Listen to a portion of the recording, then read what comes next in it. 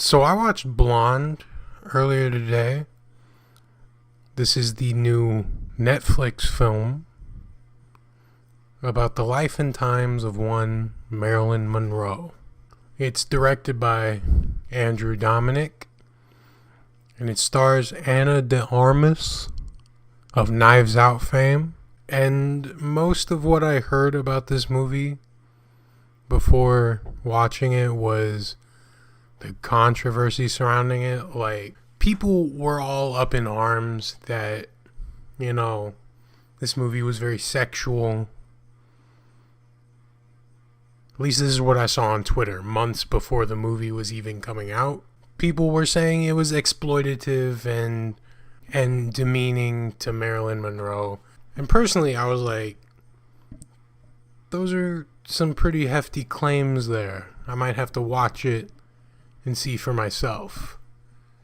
And this Andrew Dominic guy, and Andrew Dominic's not like some hack director, he's a pretty well-respected director. He's not like a Scorsese, but he directed The Assassination of Jesse James and Killing Them Softly, which are two movies which I haven't seen, but by most accounts, they're pretty good movies, especially The Assassination of Jesse James. And here's the thing. I've seen some takes where people are like, hey, this movie is partaking in the sexualization, the objectification of Marilyn Monroe, and it's gross and weird, and we should just let her rest in peace, for God's sake. I gotta say, I think that's a pretty bad faith take on the movie. I don't think Andrew Dominic made the movie thinking, look how hot this broad is, I don't think that was the point. I think the point is that she was abused and objectified, and that's wrong, and that's really what he was going for. That doesn't mean he succeeded, because here's the thing. Movie's not great. I'm sorry. It's not very good. Throughout the film, it transitions between being shot in color and being shot in black and white. It changes scene to scene, and I'm not 100% sure at this point what the artistic or thematic significance of that is. It's not that jarring, and I'm sure there is some sort of thematic significance that I just didn't pick up on. Maybe it's like, if it's in color, it's Norma Jean, and if it's in black and white, it's Marilyn Monroe or some shit like that. I don't know. That's not the only thing about the filmmaking that is adjusted throughout the film. There, as far as I can recall, two moments where the aspect ratio changes. The majority of the film is 4:3, which, great. I love a 4:3. But I can think of two instances where it changes to 16:9. And the first time that it happened in the movie is pretty early on. It's about 10 minutes in, by my estimate. About 10 minutes in, I'm watching this movie, and I'm thinking, it's switching back and forth between black and white and color, and oh wow, look at that. The aspect ratio is changing. I watched it change. I was like, that's crazy. What is the artistic significance of that? And it changed so rapidly. And then I swear for a moment I thought it was full screen, and then it went back to 4:3. It happened so quickly, so rapidly, that I was sitting there thinking, why did this happen? And it happened so quickly that I thought for a moment maybe it was a mistake, like it was a technical error.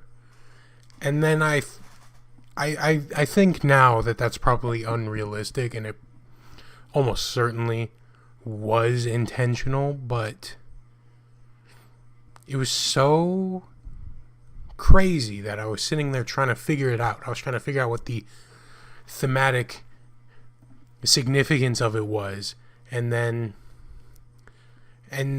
I couldn't crack the code, and then next thing I know, there's a rape scene happening. And then I had no time to think about aspect ratio anymore, because I was sitting there horrified. Really uncomfy is how I would describe this movie. It's really uncomfy. It's not a comfy movie. Very uncomfy. Lots of ickiness in it. Like, I'm a man, and I'm sexually attracted to women. I'm gonna get honest with you guys for a minute. I am sexually attracted to women, among other genders. Ana de Armas is, a woman who's pretty, You get to see her boobies in this movie.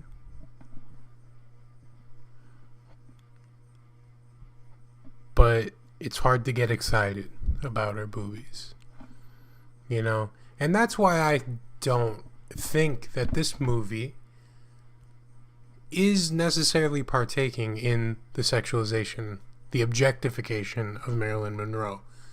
Because all the sexual things in this movie are unbelievably uncomfortable.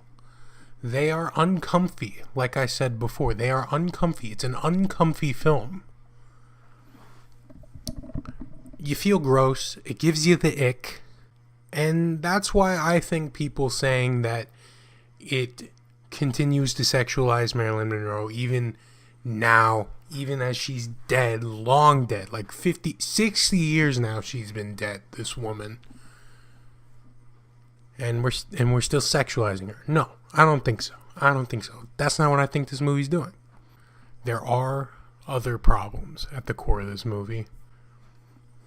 Such as, it seems clear to me that Andrew Dominic is not saying, hey, fuck that bitch. I'm glad she was abused.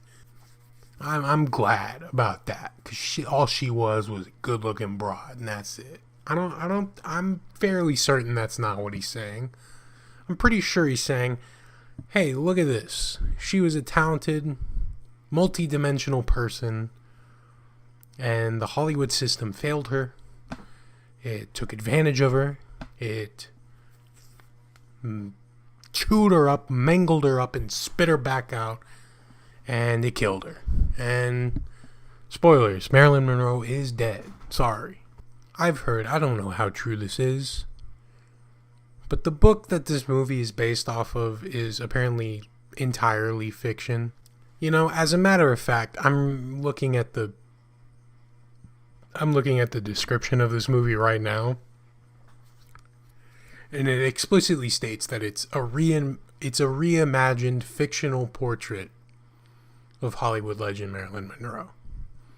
So it's all bullshit. So I think that's really where the problem lies, is that it just serves as kind of trauma porn for this woman who was very much real and very much tormented in real life, abused and taken advantage of in her real life. And the movie just kind of makes up some shit.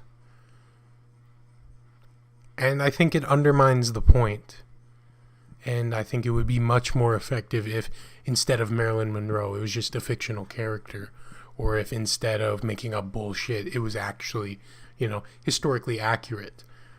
And on top of that, I take issue with the fact that the movie kind of reduces Marilyn down to her trauma. There's not much to her character in the movie beyond, oh, she's being abused again, and she's being taken advantage of again. Isn't that sad? And it's like, yeah, that's sad, but after a certain point I stop feeling things. I go from feeling horrified because I'm witnessing, a mother abuse her daughter and a woman being kind of just raped and no one really knowing or caring, to now her husband's hitting her. What else is new? I think the movie could have been much more effective in its messaging if there was more to Marilyn Monroe as a character, as a person. There's a scene in the movie where it's towards the end of the film where she is sucking the dick of a certain historical figure, and she's having this inner monologue that, why is she doing this? This isn't something Norma Jean would do. Why is she doing it? And she rationalizes it as being something that Marilyn would do. And she's playing a role. Even though she's not filming a scene at the moment, she still has to play that role. And it's like, well, you put it like that. We're nearly 3 hours in, and the movie's almost over, and you finally put what you've been saying the whole movie into words that are more interesting than what you've been saying the whole time. Which, the whole time, the movie is just her kind of moping around, being like, oh, Norma Jean and Marilyn Monroe are two different people. But we don't get a sense of who Norma Jean is as a person. We just see her being sad and traumatized. And I think that's the problem with this movie, is that it just takes a woman's trauma and makes it into a spectacle. And to me, that is insensitive. And maybe it's not exploitative like some people are saying. And I think Andrew Dominik had the right intentions, but I think the movie would just be more effective if it dove deeper into the dichotomy between Norma Jean and Marilyn Monroe. If it dove deeper into her actual psyche. It should have showcased her talent and the complexity of who she was as a person, instead of just kind of being a repeated scene over and over again. That's really what the structure of the movie boils down to. It's just one scene over and over again where she's upset and then some man in her life does something to her, and then she gets upset again. She gets more upset, rightfully so, to be fair. But do more with it. I don't know. I feel like I'm repeating myself. And listen, as far as the movie goes, yeah, the performances are stellar. Ana de Armas is great as Marilyn Monroe. It's shot beautifully. The structure of the film weighs it down drastically.